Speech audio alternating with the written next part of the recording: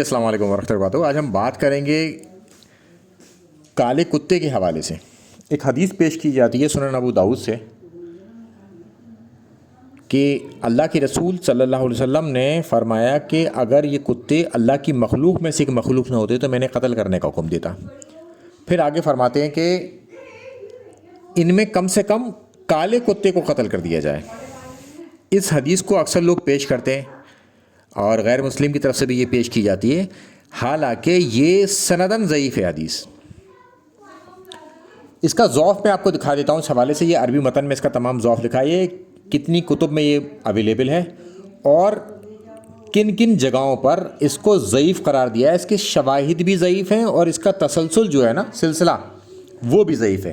اس کا میں اردو متن بھی آپ کو دکھا دیتا ہوں، اور یہ تمام چیزیں ڈسکرپشن باکس میں بھی اویلیبل ہوں گی، جو چاہے گا وہاں سے بھی لے سکتا ہے، چاہے تو اسکرین شاٹ سے بھی لیے جا سکتے ہیں۔ تو اس حدیث کو اگر کوئی آپ کے سامنے پیش کرے غیر مسلم یا مسلم، تو آپ بتائیے اس کو کہ یہ حدیث ضعیف ہے، اور اس کے ٹیکسٹ کو اس کو آپ بھیج سکتے ہیں کہ یہ اس کا ضعف ہے، یہاں یہ موجود ہے اور یہ اس کے اندر ضعف ہے۔ تو ڈیٹیل بھی آپ کو اس کے مل جائے گی۔